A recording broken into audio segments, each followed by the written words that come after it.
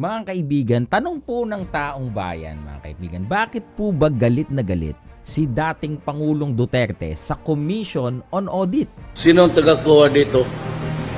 Ihulog mo na sa hagdanan para hindi maka-report. Yes.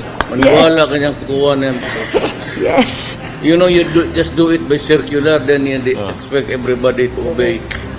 Mga circular office, yung pakialam ko, inyo yan. Putang ina yung kuha na yan. Litse. Kasi yung kuha, every time, may mali talaga. Ano ba itong kuha na ito? So, mag-kidnap tayo ng taga-kuha, lagay natin, torture natin dito.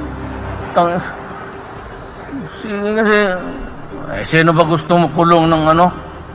Pero yung pahirapan, ang ayaw ko yung pahirapan. Lumalabas na kasi ngayon na ang dating Pangulo na dating mayor din ng Davao City na si dating Pangulong Rodrigo Duterte ay hindi nakapagsusumite ng expense report sa COA hinggil sa kanyang milyong-milyong intelligence funds o di kaya naman questionable ang kanyang isinusumiteng dokumento.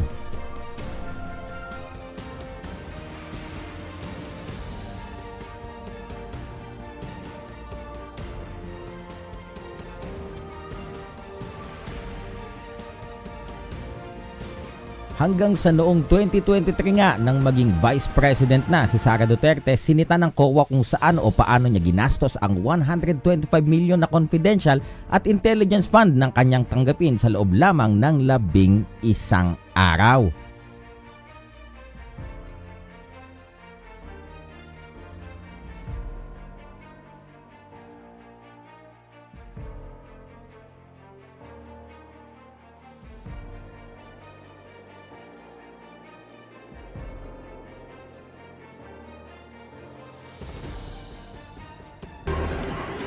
Makinig kayo sa lahat ng sinasabi sa palibot ninyo at tandaan ninyo kung sino man ang kumukontra sa confidential funds ay kumukontra sa kapayapaan.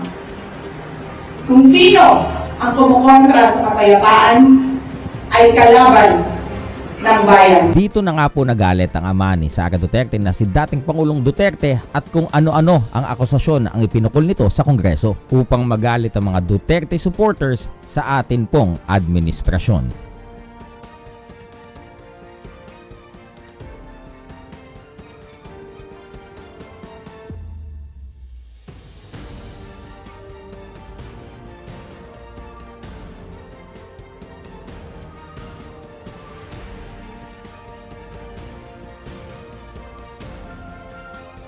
Pero mga kaibigan, lumabas nga po ngayon na mula po taong 2020 hanggang 2023 ang nakuha pong budget ni Congressman Paulo Duterte para sa kanyang distrito ay umabot po ng 51 billion pesos.